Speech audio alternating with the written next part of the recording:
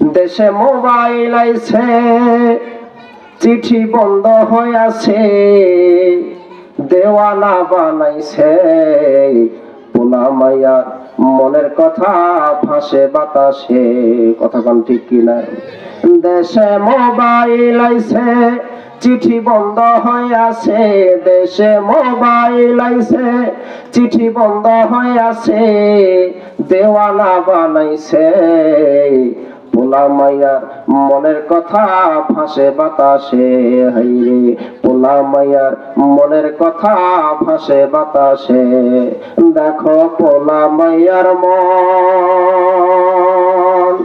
বাধা ফেসবুকে এখন, দেখো পোলা মাইয়ার মন বাধা টিকটকে এখন, দেখো পোলা মাইয়ার মন বাধা মেসেঞ্জারে এখন, মোবাইলে চ্যাটিং কইরা কাটায় সারাক্ষণ। কথা কোন ঠিক কিনা? এই মোবাইল পাইয়া ওই মদনের মাইয়া, এই মোবাইল পাইয়া ওই মদনের মাইয়া কি কাণ্ড ঘটাইছে, স্বামীর সংসার রাইখা নাকি পালায়া গেছে, স্বামীর সংসার রাইখা নাকি পালায়া গেছে। আছে না না এরকম? এই মোবাইল হয় কি জাদু আছে ভাই, মোবাইল হয় কি জাদু আছে ভাই, পোলাপন বুঝাছে নামাজ কালাম তুইলা রাখছে সপ্তম আকাশে। হাইরে নামাজ কালাম তুইলা রাখছে সপ্তম আকাশে। কথা কোন ঠিক কিনা? এই সব নষ্টের মূল হলো মোবাইল ফোন। এই মোবাইল ফোন যদি ভালো কাজে কেউ ব্যবহার করে তো ভালো, কোরআন শরীফ পড়া যায়, হাদিস শরীফ পড়া যায়, ভালো ভালো কাজ করা যায়। আর এই মোবাইল ফোন দিয়েও আবার সবচেয়ে নিকৃষ্ট কাজও করা যায়। এটা হলো মনের ব্যক্তিগত অবস্থা। বন্ধু, মন যদি নিজের কন্ট্রোল থাকে তো এই মোবাইল ফোন আমাকে অপমান করতে পারবে না। অনেক সময় মোবাইল ফোনের মাধ্যমে লাঞ্ছিত হয়, অপমানিত হয়, কষ্ট পেতে হয়, এমন কাজকর্ম করে এই মোবাইল ফোন আমাকে আপনাকে জীবন ধ্বংস করে দেয়। কিছুদিন পূর্বে একটা গেম বের হয়েছিল, যেই গেমটা ডাউনলোড করে খেললেই আত্মহত্যা করে ফেলে। শুনছেন নি আপনারা? নবীর প্রেম, নবীর ভালোবাসা,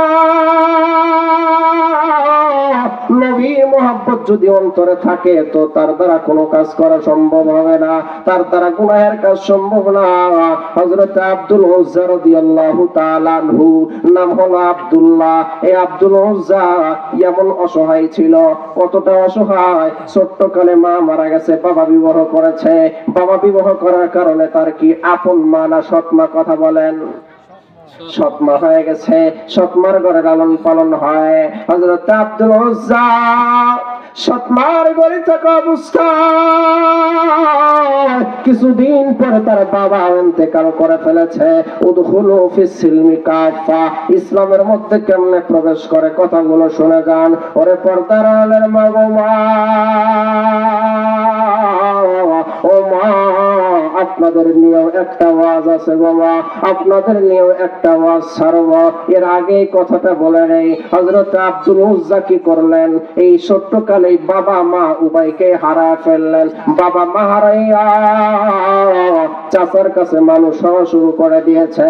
উদখুলু ফিস সিলমি কাফা, কেমনে ইসলামের মধ্যে প্রবেশ করে, কেমনে নবীর প্রেম মহব্বতে জাগায়। আল্লাহ যদি হেদায়েত দেয় কেউ হেদায়েত থেকে সরাতে পারে না। আল্লাহ যদি কাউকে সঠিক পথ দেখায়, আল্লাহ যদি কাউকে ইহদিনাস সিরাতাল মুস্তাকিম দেখায়, কেউ গোমরা করতে পারে না।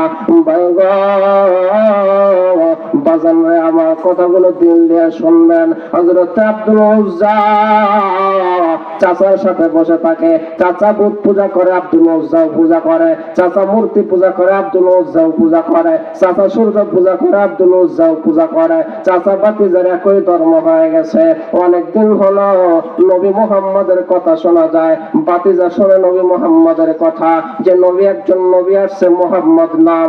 এই মুহাম্মদ নবী, তার একটা ধর্ম আছে, এক আল্লাহকে বিশ্বাস করার কথা বলে। কেমনে কি হয়? এই মুহাম্মদের কথা তো আমার ভালো লাগে। মাত্র 18 বছর বয়স, হযরত আব্দুল উজ্জা এই 18 বছর বয়সের বালক একদিন চাচার ডাক দেয়া কয়, ওগো চাচা,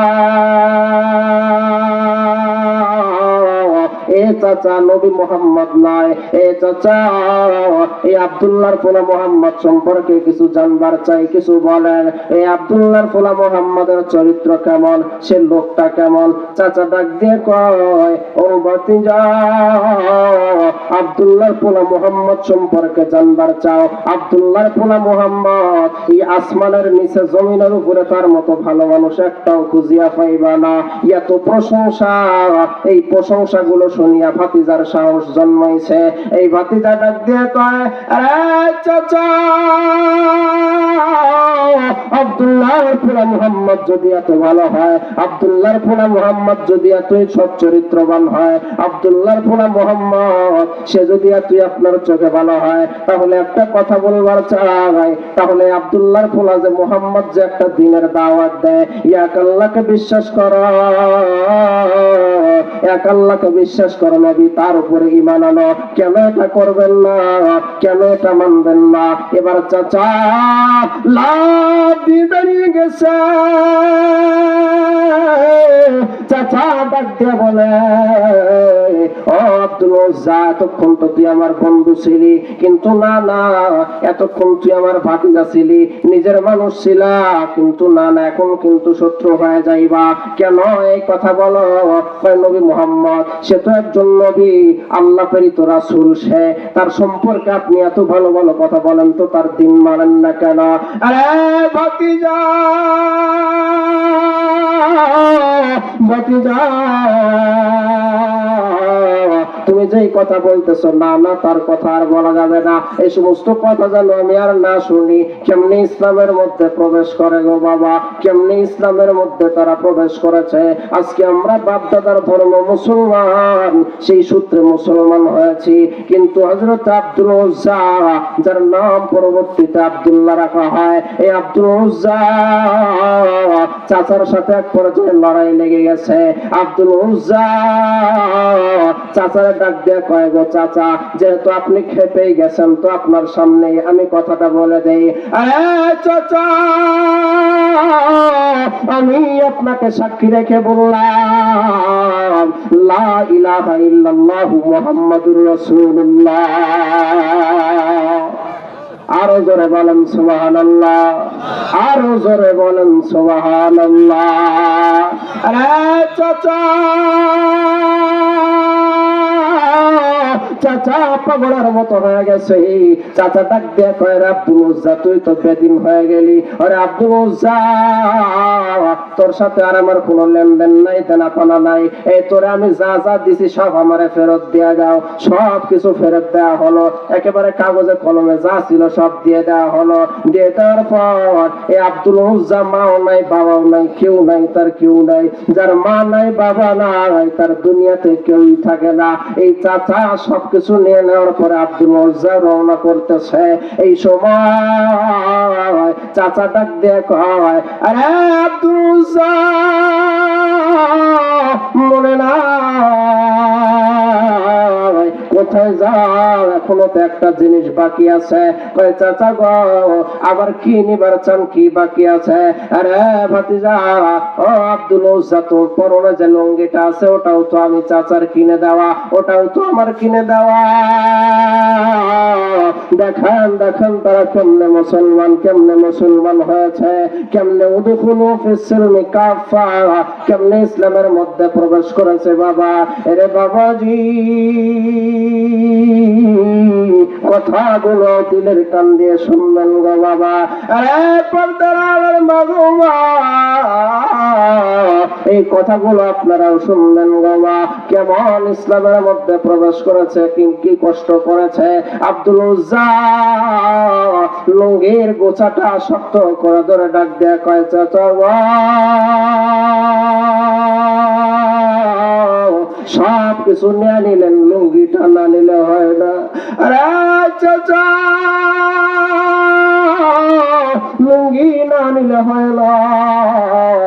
চাচা ডাক দিয়ে কয়, না না না, লুঙ্গির যদি এতই মায়া হয়, তুই ইমান ছেড়ে দে। এবার আব্দুল উজ্জা আব্দুল উজ্জা ডাক দিয়া কয়, চাচা, আরে চাচা, লুঙ্গি কেন? যদি আমার জীবনটাও নিয়ে নেয়, জীবন দিতেও প্রস্তুত, কিন্তু ঈমান দিব না।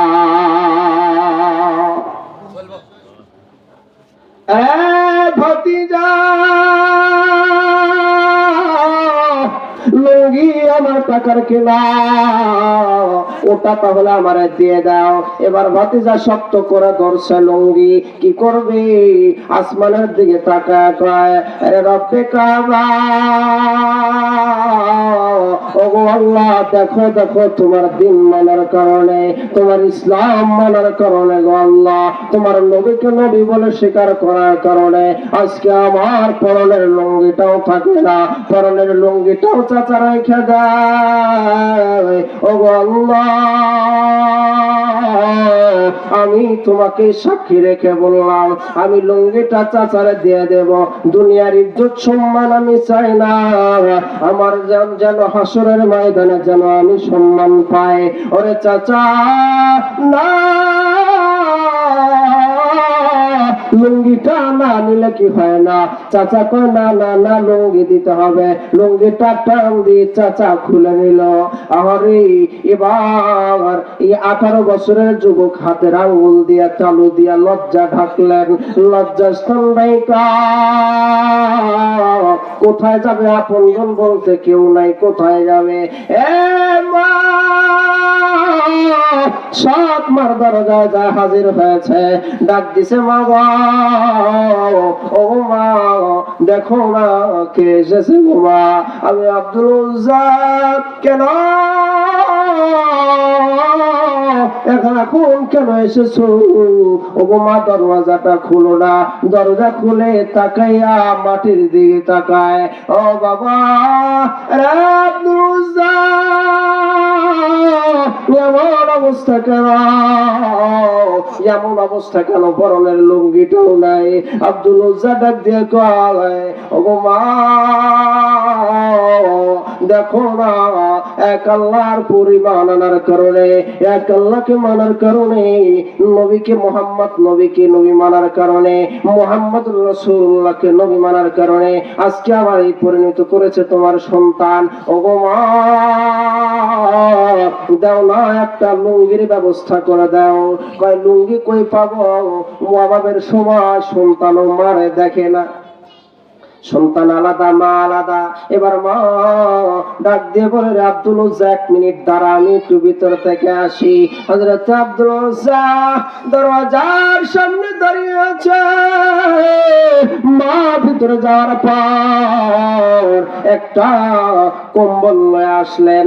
কম্বলটা 2 টুকরা করলেন। কোন বর্ণনাকারী বলেন 1 টুকরা দিলেন, 1 টুকরা রাখলেন। কোন বর্ণনাকারী বলেন না, 2 টুকরাই দিয়ে দিলেন। 1 টুকরা গা ঢাকলেন, আর 1 টুকরা দিয়া লুঙ্গির মতো বেটন মারলেন। আরে যদি সামনে বেটন মারে তো সামনের অংশ খোলা যায়, সামনের অংশ দেখা যায়, পিছনে বেটন মারলে পিছনের অংশ দেখা যায়। কি করবে? হযরত আব্দুল উজ্জা কি করলেন? 1 সাইডে বেটন মারলেন, গিট্টো মারলেন। আরে ওই দিকে রানের গোশতগুলো দেখা যায়, এত ছোট রানের গোশত দেখা যায়। আর গায়ের উপর দিয়ে 1 টুকরা দিলেন, 2 টুকরা চাপটায় ধরলেন, হাত দিয়ে চাপায় ধরলেন, ধরিয়া জমিনের দিকে তাকায় কয়, মাটি, তোর বুকে আবার থাকা হলো না। আবার ডাক দিয়ে বলি, আরে জমিনের মালিক আল্লাহ, না না না, আমি আর এই জমিনে থাকবো না। ওগো আল্লাহ, লজ্জা শরম আমার সব শেষ করে দিয়েছে। পাশের যুবকেরা দেখে খিলখিল করে হাসতেছে, আমার পাগল পাগল বলে চিৎকার করতেছে, চিৎকার করে। ওগো মা, আমি আর তোমাদের এখানে থাকবো না গো মা, আমি আর মক্কায় থাকবো না, আমি মদিনায় নবীর দেশে রওনা করতেছি গো মা। আমি আগে মূর্তি পূজা করতাম, আমি আগে পূজা করতাম, আমি আগে সূর্য পূজা করতাম, সব করতাম, কিন্তু মা كماله كشف الدجى بجماله বলেন না بلغ العلا بكماله كشف الدجى بجماله حسنت جميع خصاله صلوا عليه وآله كلمة پر لا إله إلا الله جور لا إله إلا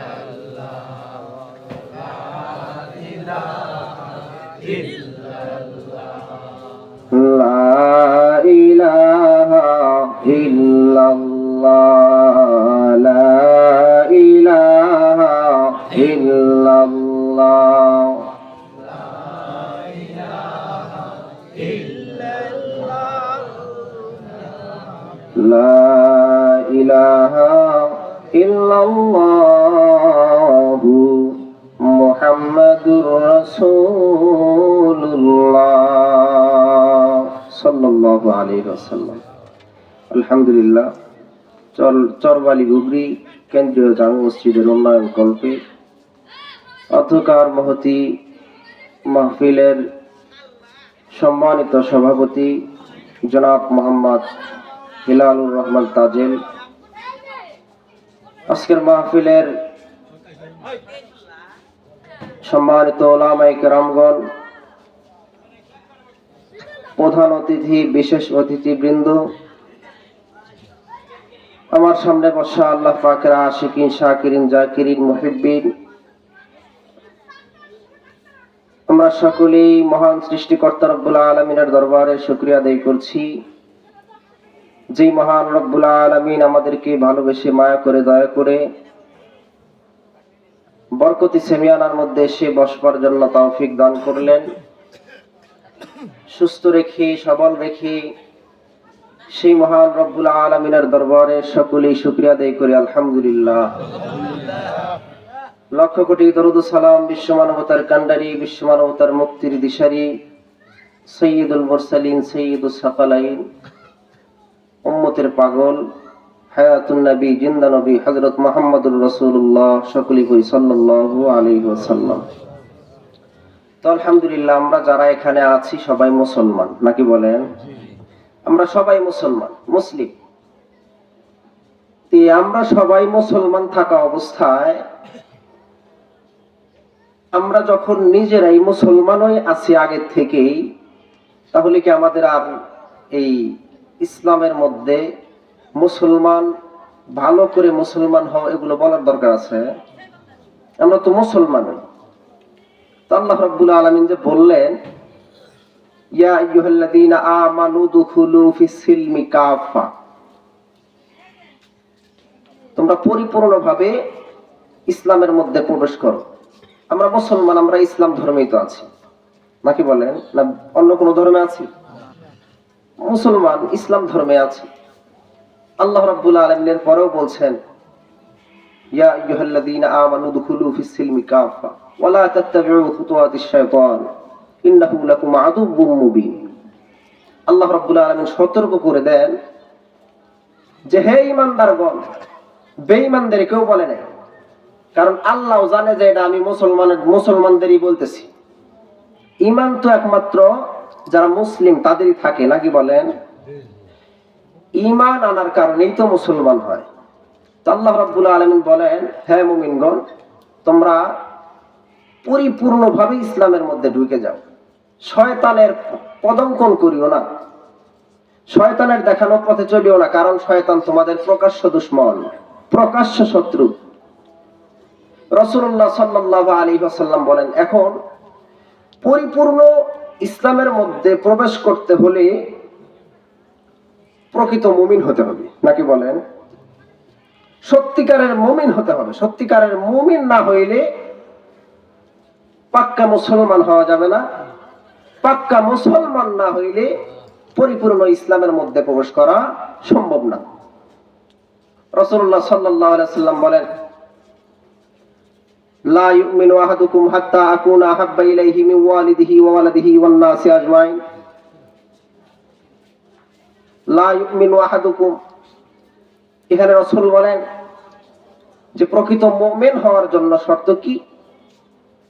আমাকে সবার চাইতে বেশি ভালোবাসতে হবে।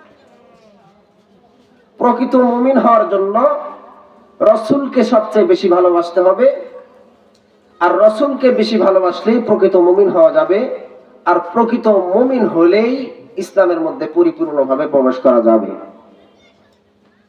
তাহলে আমার আপনার ইসলামের মধ্যে পরিপূর্ণ প্রবেশ করার জন্য আগে রাসূলকে ভালোবাসতে হবে, নাকি বলেন? আগে রাসূলের মহব্বত অন্তরে, রাসূলের মহব্বতকে প্রাধান্য দিতে হবে, সবার চাইতে নবীকে বেশি ভালোবাসতে হবে। এরপরেই তো প্রকৃত মুমিন হওয়া যাবে, আর প্রকৃত মুমিন হইলেই পরিপূর্ণভাবে ইসলামের মধ্যে প্রবেশ করা যাবে। শয়তান তখন আমাকে আপনাকে ধোঁকা দিতে পারবে না। এখন যদি আমি আপনি সবসময় শয়তানের কাজই করি, শয়তানের বাক্সের সামনে নিয়ে পড়ে থাকি, তাহলে তো শয়তানের সুযোগ সুবিধা হয়, কিছুই বলা লাগে না, চল যাই অমুক চা স্টলে যাই, ওখানে ভালো ভালো সিনেমা হয়। এই মনের মধ্যে শয়তান তো ঢুকে গেছে, গা বের করা মুশকিল। বাস ওইটার দিকে মানুষের যেই পরিমাণ আগ্রহ, দিনই কাজের দিকে এই পরিমাণ কোনো আগ্রহ নাই। দিনই কাজের মধ্যে অনেকে তো চিন্তা ভাবনা করে ওখানে গেলেই টাকা দিতে হবে, এই ভয়ে অনেকে আসতে চায় না। আবার কেউ মনে করে যে না, মাইক তো আমার বাড়ির দিকে আছে, বাড়ির থেকেই তো শোনা যায়, ওখানে বক্তা আর মাইক আলাদাই শুনি, আমি বাড়ির থেকেই শুনি। জামাতের সাথে নামাজ আদায় করলে 27 গুণ বেশি সওয়াব। তাহলে এখানে অবস্থান করে শুনলে সওয়াব বেশি হবে না? অবশ্যই হবে। এটা দুঃখের সহিত বলতে হয় যে আজকে এই মাহফিল গুলোতে ছেলেদের তুলনায় আমার মা বোনেরাই বেশি হয়। সব জায়গায় বড় বড় প্যান্ডেল দেখবেন, মহিলা প্যান্ডেল, বড় বড় প্যান্ডেল। আল্লাহ রাব্বুল আলামিন আমাদেরকে বোঝার তৌফিক দান করেন। তো আমাকে আপনাকে প্রকৃত মুসলমান হওয়ার জন্য, পরিপূর্ণ ইসলামের মধ্যে প্রবেশ করানোর জন্য নবীর প্রেম, নবীর ভালোবাসা অন্তরে স্থাপন করতে হবে। নবীর মহব্বত যদি না থাকে, আমাদের তো মহব্বত শুধু এই 12 রবিউল আউয়াল মাসে মহব্বত জাগে, জাগতে না জাগতেই শেষ, খতম। পরের দিনে আর কোনো নবীর প্রেম ভিতরে থাকে না। একদিনের প্রেম, এই একদিনের প্রেমের কথা তো রাসূল বলে নাই। সাহাবায়ে কেরাম তো একদিনের প্রেমও করে নাই।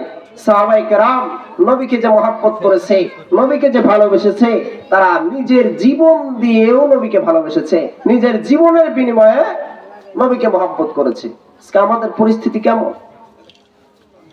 নবীজির সাহাবী কেমন প্রেম, কেমন ভালোবাসা। হযরত আনাস রাদিয়াল্লাহু তাআলা আনহু নবীজির সাথে থাকেন, বেশিরভাগ সময় নবীর কাছে থাকেন। চেহারার মধ্যে একটা নূর চলে আসছে, সুবহানাল্লাহ বলেন। হযরত আনাস রাদিয়াল্লাহু তাআলা আনহুর চেহারার মধ্যে নূর চলে আসছে। কি জন্য? সহবতে সালেহ তুরা সালেহ কুনাত, সহবতে তালে তুরা তালে কুনাত। আতরওয়ালার থাকলে, আতরওয়ালার কাছে থাকলে আতরের ঘ্রাণ পাওয়া যায়। বিড়ি খোর যদি কেউ থাকেন, রাগ করিয়েন না, যারা বিড়ি খায় তাদের সাথে ঘেঁষাঘেঁষি করলে আরেকজন যে বিড়ি খায় না তার শরীর থেকেও বিড়ির ঘ্রাণ পাওয়া যায়। কামারের দোকানের সামনে দিয়ে গেলে আপনার অনিচ্ছায় সেই লোহা পিটানো যেই বাতাসের সাথে যে ময়লাগুলো আসে, ছাই, ওগুলো এসে আপনার গায়ে পড়বেই। ওখানে দাঁড়ায় দেখবেন, ওখানে ছাই ওরে বেশি, ওখান থেকে ছাই উড়ে আসবে। আতরের দোকানের সামনে দাঁড়াইলে আতর দিতে হবে না, ঘেরান এমনি আসবে। আবর্জনার স্থলে দাঁড়াইলে গন্ধটা এমনি নাকে চলে আসে। তাই সৎসঙ্গ স্বর্গবাস, অসৎসঙ্গ সর্বনাশ। তাই আমাদের সর্বদা সর্ব অবস্থায় ফিকির থাকতে হবে যাতে আমার আপনার চলন ফেরনটা ভালো মানুষের সাথে হয়। সাহাবায়ে কেরামের ইতিহাস, সাহাবায়ে কেরাম কেমনে চলেছেন, তারা কেমনে তারা জীবন যাপন করেছেন। হযরত আনাস রাদিয়াল্লাহু তাআলা আনহু মার কাছ থেকে অনুমতি নেয়, ওগো মা, আমি নবীজির দরবারে যাচ্ছি, আমি নবীজির কাছে যাচ্ছি। হযরত আনাস রাদিয়াল্লাহু তাআলা আনহুর মা বলে, আনাস, ইদানিং তোমার চেহারার মধ্যে কেমন যেন নূর দেখা যায়। হুজুর 5 মিনিট সময় দিবেন কি? কি করবে? একটু খালি এই 5 মিনিট টাইম নেবেন। মানে একটা মেশিন একটু আচ্ছা করেন। ইলাহা ইল্লাল্লাহ, লা ইলাহা ইল্লাল্লাহ,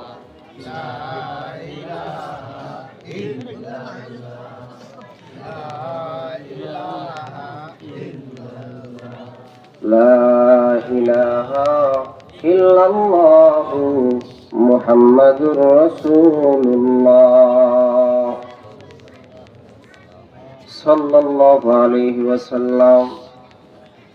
হযরতে আনাস রাদিয়াল্লাহু তাআলা আনহু মার কাছ থেকে অনুমতি নিলেন, ওগো মা, নবীজির দরবারে যাব গো মা। হযরতে আনাসের মা আনাসকে ডাক দিয়ে বলেন, ওগো আনাস, তোমার চেহারার মধ্যে ইদানিং কেমন যেন নূর নূর দেখা যায়, তোমার চেহারাটা কেমন যেন চকচক করে। হযরতে আনাস ডাক দিয়ে বলে, মা, আমার চেহারা কেমনে নূর দেখো, আমি তো নবীর সামনে থাকি গো মা, নবীর সাথে থাকি, নবীর কাছাকাছি থাকি, হয়তো নূর নবীর চেহারা থেকে একটু নূর আমার মধ্যে এসেছে। হযরত আনাসের মা ডাক দিয়ে বলে, রে আনাস, নবীর দরবারে যাবা ভালো কথা, কোনো সমস্যা নাই, তবে আসবা কবে, ডেটটা দিয়ে যাও। কয় মা গো মা, এই তো 3-4 দিনের মাথায় চলে আসব। মার কাছ থেকে অনুমতি লইয়া হযরত আনাস রাদিয়াল্লাহু তাআলা আনহু নবীর দরবারে রওনা করে দিলেন। আরে বন্ধু, হযরত আনাস রাদিয়াল্লাহু তাআলা আনহু নবীজির দরবারে আগমন করিয়া এই 4 দিনের মাথায় আমার বাড়িতে রওনা করে দিলেন। হযরত আনাসের মা বাড়ির দরওয়াজায় দাঁড়ায় দাঁড়ায় সন্তানকে তালাশ করে, আজকে তো আমার আনাস, আজকে আমার আনাস, আজকে তো বাসায় ফিরবে, কতদিন ধরে দেখি না। এমত অবস্থায় হযরতে আনাস রাদিয়াল্লাহু তাআলা আনহু কেমন যেন অসুস্থ মানুষের মতো হাঁটতেছে। হাঁটতে হাঁটতে হাঁটতে হাঁটতে ঘরের দরওয়াজায় এসে উপস্থিত হয়ে গেছে। আরে মা ডাক দিয়ে বলে, আরে আনাস,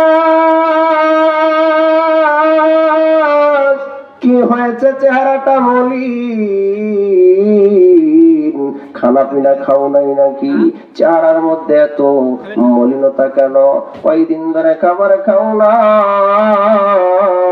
হযরত আনাস রাদিয়াল্লাহু তাআলা আনহু বলেন, ওগো মা,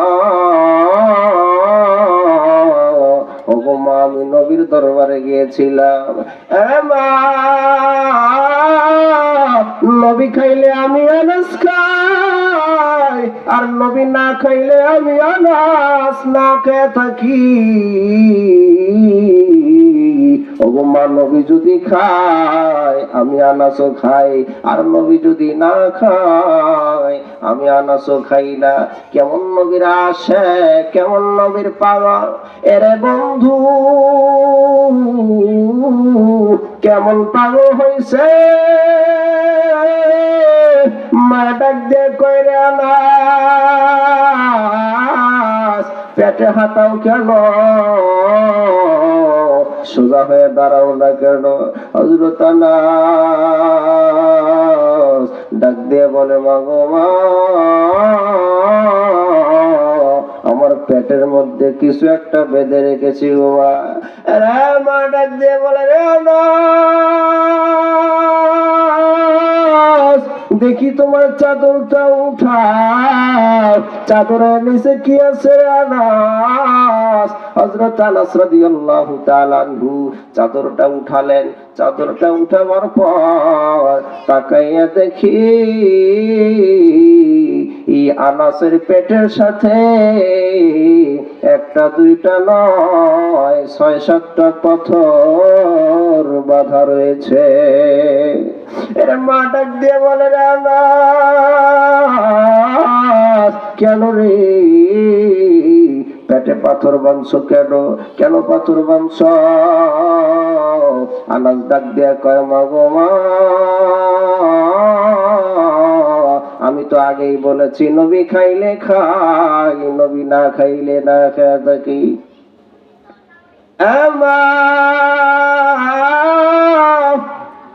আমি আজকে নবীর দরবার থেকে ফেরার পথে আমি তাকায়া দেখি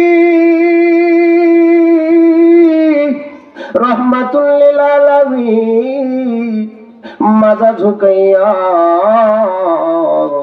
কি যেন করে। আমি লক্ষ্য করে তাকায় দেখলাম যে আমার নবী এই পাথরের খণ্ড থেকে ছোট ছোট ঠান্ডা ঠান্ডা পাথরগুলো বের করতেছে। মা, আমি তাকাইয়া দেখলাম আমার নবী ঠান্ডা ঠান্ডা পাথরগুলো তার পেটের সাথে বাঁধতেছে। আমি ডাক দিয়া বললাম, গো নবী, পেটের মধ্যে পাথর বাঁধলেন কেন? ওগো মা, শুনছনি আল্লাহর নবী কি জবাব দেয়? নবী আমার জবাব দিলেন, রে আনাস, আরে আনাস, আজ কয়েকদিন হলো আমি মুহাম্মাদের চুলায় আগুন জ্বলে না, আমি মুহাম্মাদের বাড়ির চুলায় আগুন নাই, খানা পিনা নাই। এই খানা না খায় আর কেমনে থাকান যায়? এই পেটের যন্ত্রণা সহ্য হয় না, যার কারণে এই ঠান্ডা ঠান্ডা পাথরগুলো আমি পেটের মধ্যে বাঁধতেছি যাতে একটু পেটটা ঠান্ডা হয়। ওগো মা, এই কারণে আমিও নবীর দেখা দেখি পাথর বেঁধেছি গো মা। আনাসের মা ডাক দিয়ে বলে, রে আনাস, এই এক টুকরা খুরমা খেজুর হাতে দিলেন, এক টুকরা খুরমা খেজুর হাতে দিয়ে একটা পানির মস্ক দিলেন, একটু খুরমা খাও আর পানিটা খেয়ে নাও। হযরত আনাস খুরমা খেজুরটা খাইলেন, পানিও খাইলেন। খাওয়ার পরে হযরত আনাসের মা ডাক দিয়ে বলে, রে আনাস, নবী বুঝি ক্ষুধার্ত? নবী ক্ষুধার্ত আছে? ওরে আনাস, আমি ইসলামের মধ্যে প্রবেশ করতে চাই, আমি নবীর প্রেম দেখাইতে চাই, নবীকে যে আমি ভালোবাসি এটার প্রমাণ দেওয়ার সময় এসেছে। ওরে আনাস, তাড়াতাড়ি যাও, নবীজির কাছে গিয়ে আমার দাওয়াত পৌঁছায় দাও। আমি নবীকে দাওয়াত দিলাম, সে যেন আমার বাড়িতে একটা ওক্ত খাইতে আসে। হযরত আনাস একটা দৌড় মারছে নবীর দেশে, নবীর দরবারে গিয়ে বলে, গো পয়গম্বর, আমার পয়গম্বর, আমার মা আপনাকে দাওয়াত দিয়েছে গো পয়গম্বর। এদিকে আসার পথে হযরত আনাস পিছন দিকে তাকায় দেখে তার মা আকাশের দিকে তাকায় কার সাথে যেন কথা কয়, আর দুই আঙ্গুল দেখা কথা কয়। হযরত আনাস মনে মনে ভাবে, আমার মা বুঝি আমার আল্লাহর সাথে কথা কয়। নবীর কাছে গিয়ে বলে, ওগো পয়গম্বর, আপনি যে ক্ষুধার্ত, আপনি যে পেটে পাথর বেঁধেছেন, এই কথাটা আমার মা জানতে পারছে, আমার মা বুঝতে পারছে যে আপনি ক্ষুধার্ত। ওগো নবীজি, আমার মা আপনাকে দাওয়াত করছে, যাবেননি? দাওয়াত কবুল করছেননি বলেন? এর নবীজি ডাক দিয়ে কয়, ওরে আনাস,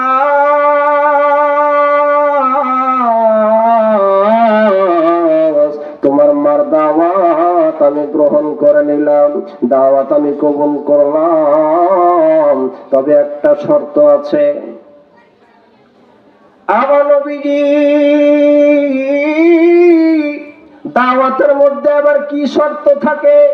দাওয়াতে তো ইতিপূর্বে কোনো শর্ত দেখি না। নবীজি ডাক দিয়া বলে, রে আনাস, এই দাওয়াতটা একটু ভিন্ন টাইপের। তোমার মা দাওয়াত করেছে, একটা শর্ত আছে রে আনাস। শর্তটা হলো আমি দিনের বেলা যাব না, আমি রাতের বেলা পূর্ণিমার চাঁদ ওঠার পরে তোমার মায়ের বাড়িতে যাব। হযরত আনাস ডাক দিয়ে বলে, ওগো নবীজি, বুঝলাম না শর্তটা দিনের বেলা থেকে রাতের বেলা কেন? এবার নবীজি ডাক দিয়ে বলে, ওরে আনাস, এই প্রশ্নের জবাব তোমার মার কাছে আছে, যাইয়া শুনিয়া নাও। হযরত আনাস রাদিয়াল্লাহু তাআলা আনহু ওখান থেকে একটা দৌড় মারছে, বাড়িতে এসে মারে ডাক দেয়া কয়, মা গো মা, দাওয়াত দিলাম, আমার নবীকে যখন দাওয়াত দিলাম সে একটা শর্ত করলো, এই শর্ত সাপেক্ষে দাওয়াত তো ইতিপূর্বে দেখি নাই। মায়ের ডাক দেয়া কয়, রে আনাস, কি শর্ত করছে বলো, কি শর্ত দিছে? হযরত আনাস রাদিয়াল্লাহু তাআলা আনহু বলেন, ওগো মা, আমার নবী শর্ত দিছে দিনের বেলা আসবে না, সে রাতের বেলা পূর্ণিমার চাঁদ ওঠার পরে আসবে। হযরত আনাসের মা ডাক দিয়ে বলে, ওগো আল্লাহ, কথা বললাম তোমার সাথে, আমার নবী কেমনে জানলো? হযরত আনাস কয়, মা গো মা, আল্লাহর সাথে আবার কি বলছো? কিসের কথাবার্তা হয়েছে? আনাসের মা বলে, রে আনাস, আমি কথা বলেছি, আমি দুইটা জিনিস আল্লাহর কাছে চেয়েছি। এক নাম্বার হলো আমি নবী মুহাম্মদের কথা শুনেছি, তার চেহারা নাকি অনেক সুন্দর চেহারা, সে নাকি আসমানের চাঁদের চেয়ে সুন্দর। এইটা পরীক্ষা করার জন্য আমি আল্লাহর কাছে দোয়া করেছি, আল্লাহ, আমার আল্লাহ যেন নবীকে দিনের বেলা নয় রাতের বেলায় আনে।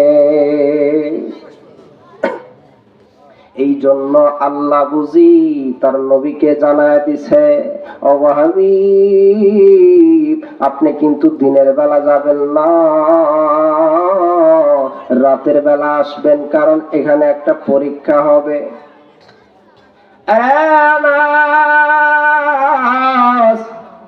দ্বিতীয় নম্বর কথা, আমি আর একটা নিয়ত করেছি, যেহেতু তুমি আনাস, নবী খাইলে খাও, নবী না খাইলে না খায়া থাকো, সেহেতু আমি মা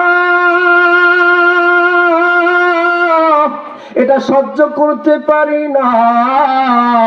আমি মনে মনে নিয়ত করেছি, নবীজি আসবেন, খানা পিনা করবেন, খানা পিনা শেষে আমি নবীর কাছে দোয়া চাবো, ওগো নবীজি, একটা দোয়া করবেন আমার আনাস যেন ধনী হয়। মাই চিন্তা ভাবনা করে রেখেছে। হযরত আনাস রাদিয়াল্লাহু তাআলা আনহু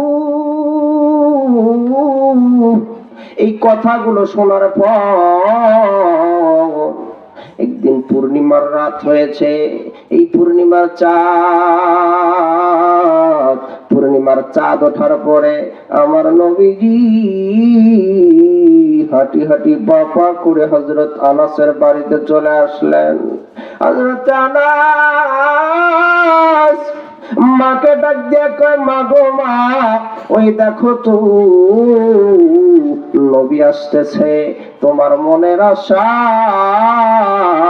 আমার আল্লাহ পূরণ করে দিয়েছে। আরে মা, পরীক্ষা লাগায় দাও, পূর্ণিমার চাঁদ উঠছে,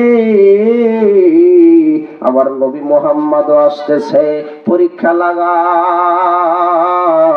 এবার হযরত আনাসের মা আনাস রাদিয়াল্লাহু তাআলা আনহুকে ডাক দেয়া কয়, আরে আনাস, আমি যেটা কল্পনা করেছিলাম, যেটা পরীক্ষা করতে চেয়েছিলাম, সেটার পরীক্ষা হয়ে গেছে। কয় কি পরীক্ষা? এটা বলে আকাশের দিকে তাকায়, চাঁদের দিকে তাকায়, পূর্ণিমার চাঁদ, পূর্ণিমার চাঁদের দিকে তাকায় আর নবীর দিকে তাকায়। একবার চাঁদ দেখে আর একবার নবী দেখে, চাঁদ দেখে আর নবী দেখে। দেখতে দেখতে এক পর্যায়ে বলে ফেললো, ওরে আনাস, চাঁদও দেখলাম, আমার নবীর চেহারাও দেখলাম। এরে আনাস, আসলে এই সত্য কথা হলো এটাই, চাঁদের গায়ে কোনো কলঙ্ক থাকতে পারে, চাঁদের গায়ে রেখা রেখি থাকতে পারে, কিন্তু আমার নবীর গায়ে কোনো রেখা না। ত্রিভুবনের প্রিয় মুহাম্মদ, ত্রিভুবনের প্রিয় মুহাম্মদ এলো রে দুনিয়ায়, সাগর আকাশ বাতাস দেখবি যদি, সাগর আকাশ বাতাস দেখবি যদি। এ বন্ধু, আল্লাহর নবী আসলেন ঘরের মধ্যে। আনাস, মা ডাক দিয়ে কয়, রে আনাস, বিছানাটা সুন্দর করে সাজায়া দাও, এই বিছানাটা পরিষ্কার করে পারো, সুন্দর করে পারো, কারণ আজকে রাহমাতুল লিল আলামিন আসবে, বিশ্ব জগতের নেতা মুহাম্মদুর রাসূলুল্লাহ সাল্লাল্লাহু আলাইহি ওয়াসাল্লাম আসতেছে। সুন্দর করে গোছানো হলো, সাজুগুজু করা হলো, বিছানাটা পরিষ্কার, পরিষ্কার চাদর ফেলে দেওয়া হলো। নবীজি আসলেন, আয়েশা ওখানে বসালেন। বসাবার পরে হযরত আনাস মা খাবার রেডি করে দিলেন। খাওয়া দাওয়া যখন শুরু করবেন, আল্লাহর নবী যখন একটা লোকমা দিবেন, এই সময় একটু দূর থেকে আনাসের মা ডাক দিয়া কয়, ওগো হাবিব, ওগো হাবিবুল্লাহ, ওগো নবীজি, খাবার খান, আপনাকে খাবার খাওয়ানোর জন্যই দাওয়াত করেছি, তবে একটা দোয়া চাই, একটা দোয়া আমি আপনার কাছে চাই। এ নবীজি, একটা দোয়া চাবো। আল্লাহর নবী বললেন, কি দোয়া বলো? এবার আনাসের মা ডাক দিয়ে কয়, ওগো নবীজি, আপনি খাইলে আমার আনাস খায়, আপনি না খাইলে আমার আনাস খায় না, আপনি খাইলে খায়, আপনি না খাইলে আনাস খায় না, আপনি পেটে পাথর বাঁধলে আমার আনাস, আমার আনাসু পেটে পাথর বাঁধে। ওগো নবীজি, আমি মা হয়ে এটা সহ্য করতে পারবো না, আমি দোয়া চাই, আমার আনাস যেন ধনী হয়ে যায়। নবীজি ডাক দিয়ে বল, আরে আনাসের মা, আমার কাছে দোয়া চাও কেন? আমার কাছে দোয়া চাও কেন? তোমার আনাসের জন্য তুমি তো যথেষ্ট।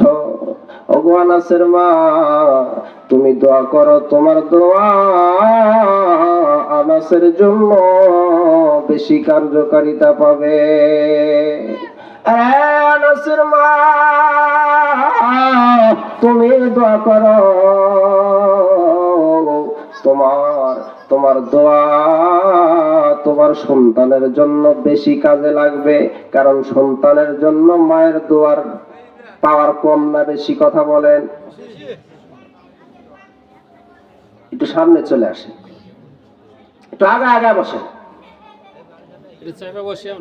ফাঁকা জায়গা পূরণ করে বসে। শয়তানে বসবো, আসেন আসেন আসেন। লা ইলাহা ইল্লাল্লাহ, জোরে লা ইলাহা ইল্লাল্লাহ, আগান লা ইলাহা ইল্লাল্লাহ, লা ইলাহা ইল্লাল্লাহ। হযরত আনাস রাদিয়াল্লাহু তাআলা আনহু ওখানে আসেন, মনে আসেনি আপনাদের? এর নবীজি ডাক দেয়া কয়, আনাসের মা, তোমার আনাসের জন্য তুমি দোয়া করলেই ভালো কামিয়াব হবে, ভালো ফল পাইবা। কারণ সন্তানের জন্য মার দোয়া বড় কামিয়াব, মার দোয়া সন্তানের জন্য বড় ভালো কাজ করে। আনাসের মা, আমি নবী দোয়া করলে কি হবে, কিন্তু তুমি যদি তোমার সন্তানের জন্য দোয়া করো, এটাই বেশি কামে লাগবে, এটাই বেশি হবে, এটাই ভালো হবে। হযরত আনাস রাদিয়াল্লাহু তাআলা আনহু ওখানে আছেন, হযরত আনাস রাদিয়াল্লাহু তাআলা আনহু ওখানে আছেন। মা এবার কি করবেন বুঝতে পারে না। নবীজি ডাক দিয়ে বলে, আরে আনাসের মা, তুমি আল্লাহর কাছে দোয়া করো, তোমার আনাসকে আল্লাহ যেন ধনী বানায় দেয়। হযরত আনাস রাদিয়াল্লাহু তাআলা আনহুর মা হাত তুলছে, আল্লাহর কাছে ডাক দিয়ে কয়, আল্লাহ, ওগো রব্বে কাবা, আমার আনাস বড় নবী পাগল আনাস, আমার আনাস নবী পাগল আনাস। আমার নবী যদি খায় আনাস খায়, নবী যদি না খায় আনাস খায় না। ওগো আল্লাহ, আমি কেমনে সহ্য করি মা হইয়া। আল্লাহ, দোয়া করতেছি আমার আনাসকে তুমি ধনী বানায় দাও। আর নবী বলেন আমিন। আমার মা ডাক দিয়ে কয়, আল্লাহ, আমার আনাসকে ধনী বানায় দাও। এই নবী ডাক দিয়ে বলেন আমিন। নবীর সাথে সাথে আমিন বলে, আবার বলে, আল্লাহ, আমার আনাসকে ধনী বানাইয়া দাও। নবী বলেন আমিন। এবার জিবরাইল আমিন, মা দোয়া চালাই গেছে। জিবরাইল আমিন, আল্লাহ ডাক দিয়ে কইরে, জিবরাইল যা আমার নবীকে যা বল, আর যেন আমিন না বলে। কি পরিমাণ পাওয়ার চিন্তা করছে। কার জানে আমিন না বলে, আমি তার দোয়া কবুল কইরা নিছি। কারণ যেখানে আমার বন্ধু, যেখানে আমার হাবিব আমিন আমিন বলে, সেখানকার দোয়া কেমনে ফিরিয়া যায়, কেমনে ফিরবে? আমি দোয়া কবুল কইরা নিছি। জিবরাইল আমিন আগমন করলেন, আগমন কইরা বলে, নবী গো, না না, আর আপনি আমিন বলবেন না। আপনার দোয়া, আপনার আমিন বলার কারণে, এই আপনি আমিন বলার কারণে দোয়াটা কবুল হয়ে গেছে। আনাসকে ধনী বানা দিবেন আল্লাহ, আর আপনি আমিন আমিন বলবেন না। এবার নবীজি ডাক দিয়ে বলেন,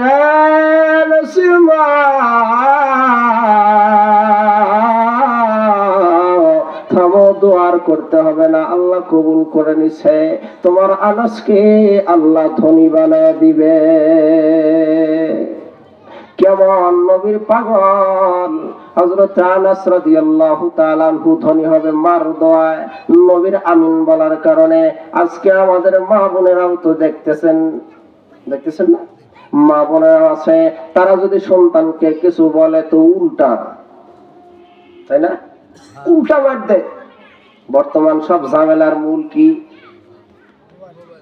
এই মোবাইলের কারণেই। জায়গা জায়গা ছেলেও নাই, মেয়েও নাই, এবার আছে না, মোবাইলে মোবাইলে আলাপ করে, সেই যশোরে বাড়ি আর টেকনাফ, দুটো এক জায়গা তো আর নাই, দুটোর একটাও নেই, কই গেছে, পালা গেছে। এই মোবাইল সব খাইল উদ্দেশ্যে। সন্তান বাবা মার কথা না শোনার কারণ ধরা যায় মোবাইল, নাকি বলেন? এই মোবাইল, ফেসবুক টেসবুক যা কিছু আছে, অনেক বাচ্চা কাচ্চা তো ফ্রি ফায়ার খেলে, তাই না? সারাক্ষণ মোবাইল। আপনাদের সময় আপনারা এটা সেটা নিয়ে খেলতেন, এমনি এই মোবাইল নামের যন্ত্রটা ছিল না। যখন থেকে দেশে মোবাইল আইছে তখন থেকে বেজাল শুরু। দেশে মোবাইল আইছে, চিঠি বন্ধ হইয়াছে।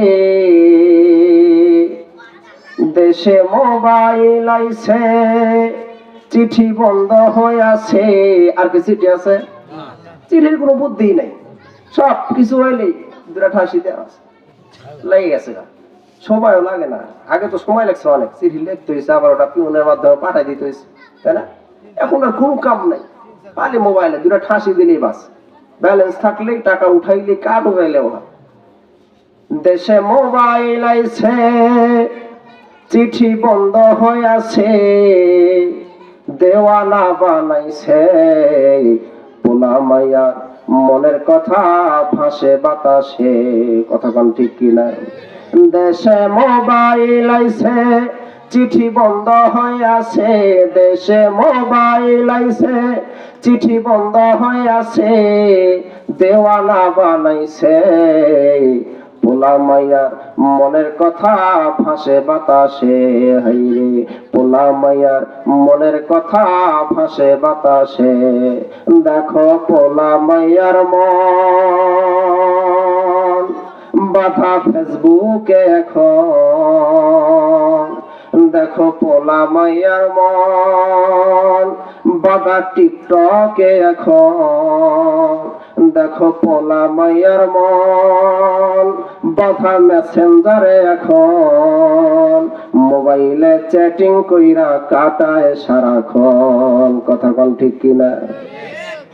কথা পায় গাদা ভাত খাও, দাঁড়াও আই মেসেজ করতেছে, আছে না?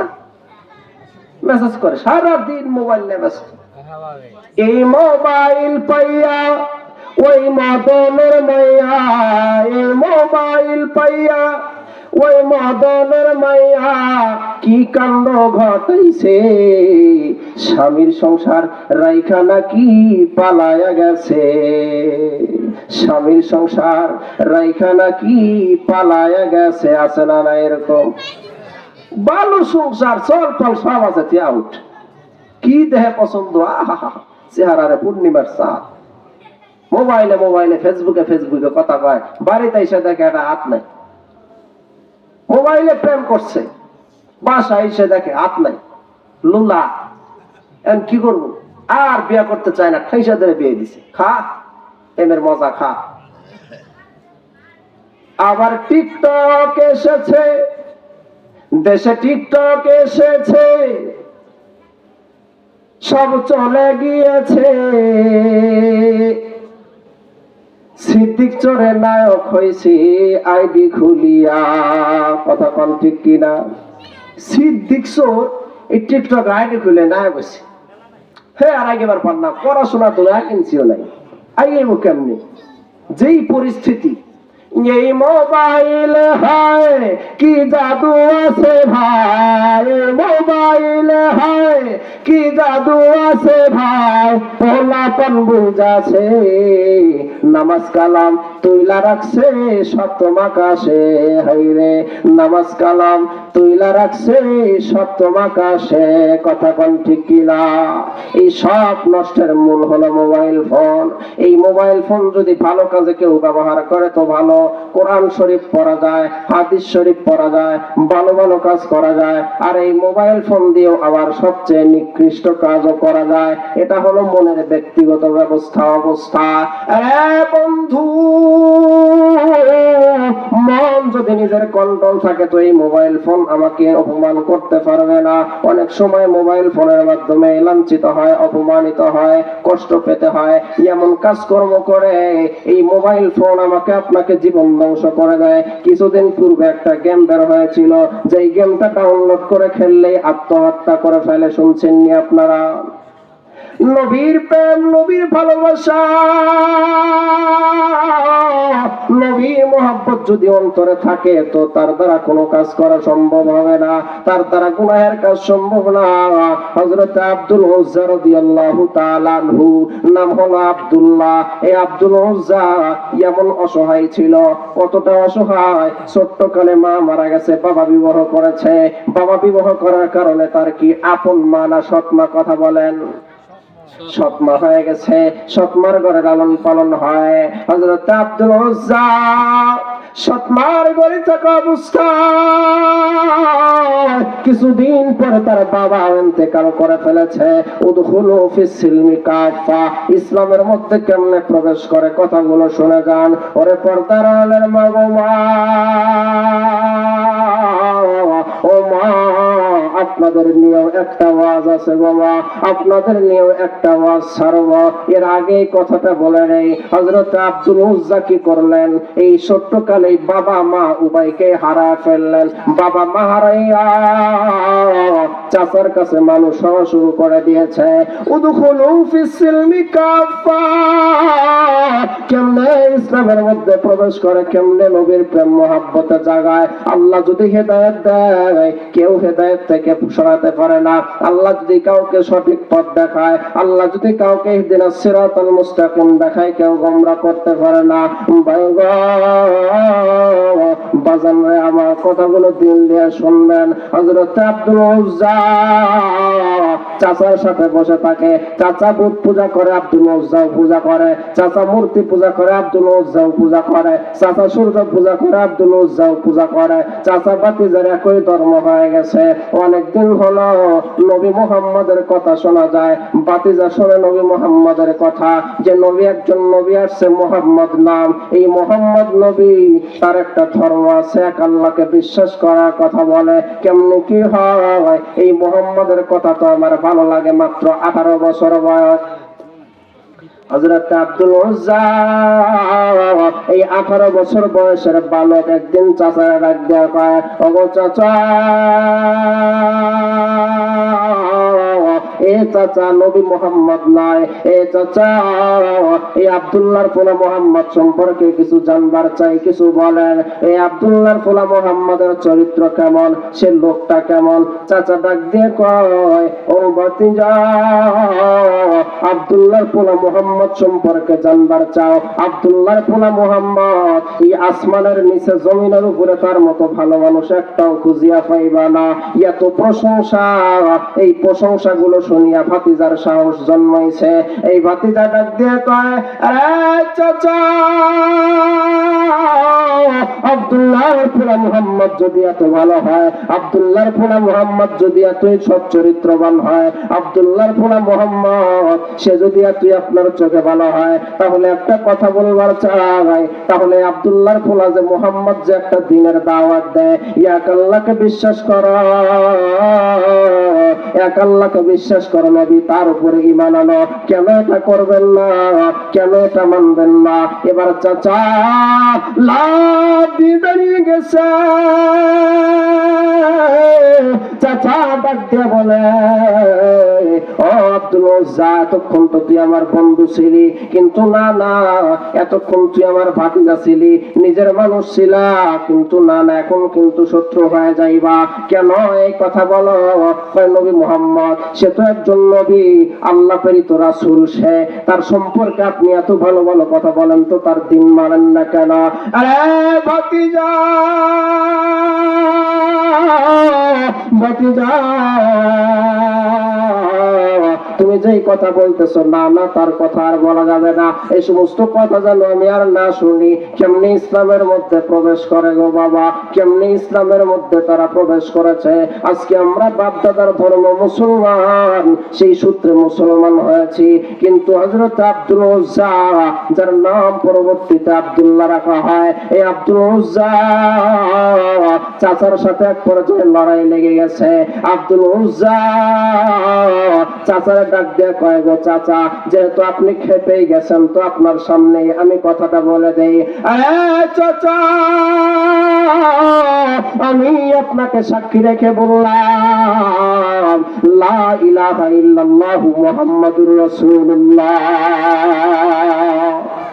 আরো জোরে বলেন সুবহানাল্লাহ, আরো জোরে বলেন সুবহানাল্লাহ। আরে চাচা, চাচা পাগলের মতো হয়ে গেছে। চাচা ডাক দিয়ে কয়, আব্দুল উজ্জা, তুই তো বেদিন হয়ে গেলি। আরে আব্দুল উজ্জা, তোর সাথে আর আমার কোনো লেনদেন নাই, দেনা পানা নাই। এই তোরে আমি যা যা দিছি সব আমারে ফেরত দেয়া যাও। সব কিছু ফেরত দেওয়া হলো, একেবারে কাগজে কলমে যা ছিল সব দিয়ে দেওয়া হলো। দিয়ে দেওয়ার পর এই আব্দুল উজ্জা মাও নাই, বাবাও নাই, কেউ নাই, তার কেউ নাই। যার মা নাই, বাবা নাই, তার দুনিয়াতে কেউই থাকে না। এই চাচা সবকিছু নিয়ে নেওয়ার পরে আব্দুল উজ্জা রওনা করতেছে। এই সময় চাচা ডাক দিয়ে কয়, আরে আব্দুল উজ্জা, মনে না কোথায় যাও? এখনো তো একটা জিনিস বাকি আছে। কয়, চাচা গো, আবার কি নিবার চান, কি বাকি আছে? আরে ভাতিজা, ও আব্দুল উজ্জা, তোর পরনে যে লুঙ্গিটা আছে ওটাও তো আমি চাচার কিনে দেওয়া, ওটাও তো আমার কিনে দেওয়া। দেখেন দেখেন তারা কেমনে মুসলমান, কেমনে মুসলমান হয়েছে, কেমনে উদখুলু ফিস-সিলমি কাফা, কেমনে ইসলামের মধ্যে প্রবেশ করেছে বাবা। এরে বাবাজি, কথাগুলো দিলের কান দিয়ে শুনবেন গো বাবা। আরে পর্দার আড়ালের মা গো মা, এই কথাগুলো আপনারাও শুনবেন গো মা। কেমন ইসলামের মধ্যে প্রবেশ করেছে, কি কষ্ট করেছে। আব্দুল উজ্জা লুঙ্গির গোছাটা শক্ত করে ধরে ডাক দেয়া কয়, চাচা সব কিছু নিয়ে নিলেন, লুঙ্গিটা না নিলে হয় না। আরে চাচা, লুঙ্গি না নিলে হয় না। চাচা ডাক দিয়ে কয়, না না না, লুঙ্গির যদি এতই মায়া হয় তুই ইমান ছেড়ে দে। এবার আব্দুল উজ্জা ডাক দিয়ে কয়, চাচা, আরে চাচা, লুঙ্গি কেন? যদি আমার জীবনটাও নিয়ে নেয়, জীবন দিতেও প্রস্তুত, কিন্তু ইমান দিব না।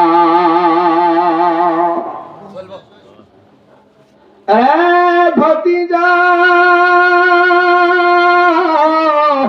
লুঙ্গি আমার টাকার কেনা, ওটা তাহলে আমারে দিয়ে দাও। এবার ভাতিজা শক্ত করে ধরছে লুঙ্গি। কি করবি? আসমানের দিকে তাকায় কয়, আরে রব্বে কাবা,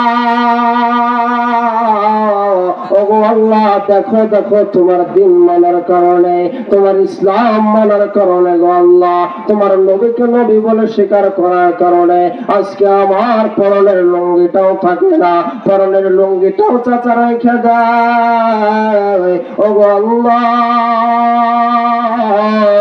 আমি তোমাকে সাক্ষী রেখে বললাম, আমি লুঙ্গিটা চাচারে দিয়ে দেব।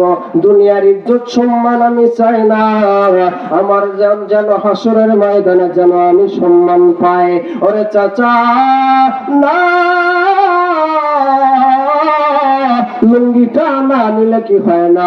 চাচা কয়, না না না, লুঙ্গি দিতে হবে। লুঙ্গিটা টান দিয়ে চাচা খুলে নিল। আরে এবার এই 18 বছরের যুবক হাতের আঙ্গুল দিয়া চালু দিয়া লজ্জা ঢাকলেন। লজ্জাস্থান নাইকা, কোথায় যাবে? আপনজন বলতে কেউ নাই, কোথায় যাবে? এ মা, সাত মার দরজায় যা হাজির হয়েছে, ডাক দিছে মা গো, ও মা দেখো না কে এসেছে গো মা। আমি আব্দুল উজ্জা। কেন এখন কেন এসেছো? ও গো মা দরওয়াজাটা খুলো না। দরজা খুলে তাকাইয়া মাটির দিকে তাকায়, ও বাবা রে আব্দুল উজ্জা, এমন অবস্থা কেন? এমন অবস্থা কেন? পরনের লুঙ্গিটাও নাই। আব্দুল উজ্জা ডাক দিয়ে কয়, ও গো মা দেখো না, এক আল্লাহর পরিবার আনার কারণে, এক আল্লাহকে মানার কারণে, নবীকে মোহাম্মদ নবীকে নবী মানার কারণে, মোহাম্মদ রাসূলুল্লাহকে নবী মানার কারণে আজকে আমার এই পরিণত করেছে তোমার সন্তান। ও গো মা দাও না একটা লুঙ্গির ব্যবস্থা করে দাও। কয় লুঙ্গি কই পাবো? অভাবের সময় সন্তানও মারে দেখে না, সন্তান আলাদা মা আলাদা। এবার মা ডাক দিয়ে বলে, আব্দুল উজ্জা এক মিনিট দাঁড়া, আমি একটু ভিতর থেকে আসি। হযরত আব্দুল উজ্জা দরওয়াজার সামনে দাঁড়িয়ে আছে। মা ভিতরে যাওয়ার পর একটা কম্বল লয়ে আসলেন, কম্বলটা দুই টুকরা করলেন। কোন বর্ণনাকারী বলেন এক টুকরা দিলেন, এক টুকরা রাখলেন। কোন বর্ণনাকারী বলেন না, দুই টুকরাই দিয়ে দিলেন। এক টুকরা গা ঢাকলেন, আর এক টুকরা দিয়া লুঙ্গির মতো বেটন মারলেন। আরে যদি সামনে বেটন মারে তো সামনের অংশ খোলা যায়, সামনের অংশ দেখা যায়, পিছনে বেটন মারলে পিছনের অংশ দেখা যায়। কি করবে? হযরত আব্দুল উজ্জা কি করলেন? এক সাইডে বেটন মারলেন, গিট্ট মারলেন। আরে ওই দিকে রানের গোশতগুলো দেখা যায়, এত ছোট রানের গোশত দেখা যায়। আর গায়ের উপর দিয়ে এক টুকরা দিলেন, দুই টুকরা চাপটায় ধরলেন, হাত দিয়ে চাপায় ধরলেন, ধরিয়া জমিনের দিকে তাকায় কয়, মাটি তোর বুকে আমার থাকা হলো না। আবার ডাক দিয়ে বলি, আরে জমিনের মালিক আল্লাহ, না না না, আমি আর এই জমিনে থাকবো না। ওগো আল্লাহ, লজ্জা শরম আমার সব শেষ করে দিয়েছে। পাশের যুবকেরা দেখে খিলখিল করে হাসতেছে, আমার পাগল পাগল বলে চিৎকার করতেছে, চিৎকার করে। ওগো মা, আমি আর তোমাদের এখানে থাকবো না গো মা, আমি আর মক্কায় থাকবো না, আমি মদিনায় নবীর দেশে রওনা করতেছি গো মা। আমি আগে মূর্তি পূজা করতাম, আমি আগে পূজা করতাম, আমি আগে সূর্য পূজা করতাম, সব করতাম, কিন্তু মা আমি কিন্তু সব কিছু ছেড়ে দিয়েছি, এক আল্লাহর বুড়ি বানিয়েছি। এই যে গেলাম আর জীবনে কোনোদিন ফিরবো না। হযরত আব্দুল উজ্জা মক্কা ছেড়ে মদিনার পথে রওনা করে দিলেন। মক্কা ছেড়ে মদিনার পথে যাওয়ার পরে এই মদিনায় রাহমাতুল লিল আলামিন দারুস সুফার মধ্যে সাহাবায়ে কেরামদেরকে নিয়ে আলোচনায় বসেছেন। আব্দুল উজ্জা এমন জীর্ণ শীর্ণ অবস্থায় যা দারুস সুফার বারান্দায় দাঁড়ায় আছে। আল্লাহর নবীর চেহারাটা এই আব্দুল উজ্জার দিকে পড়েছি। ওখান থেকে উঠে আসলেন, ডাক দিয়ে বললেন, কে গো তুমি? কি তোমার পরিচয় এখানে কেন? আব্দুল উজ্জা ডাক দিয়ে বলে, নবী গো, আমি মক্কার বাসিন্দা, আমার নাম আব্দুল উজ্জা, আমি আপনার উপর ঈমান এনেছি। এই ঘটনাটা পুরা খুলে বলেছেন। ঘটনা বলার পর আল্লাহর নবী বলেন, রে আব্দুল উজ্জা, তুমি কোন দেব দেবীর বান্দা না, তোমার নাম এই মুহূর্ত থেকে আব্দুল্লাহ রেখে দিলাম। আব্দুল্লাহ, তোমার জায়গা কিন্তু এখানে নয়, তোমার জায়গা এই দারুস সুফার বাইরে নয়। আসো আসো, এখন থেকে এই মুহূর্ত থেকে তোমার জায়গা হলো দারুস সুফা, আমার অন্য সাহাবীদের সাথে হবে।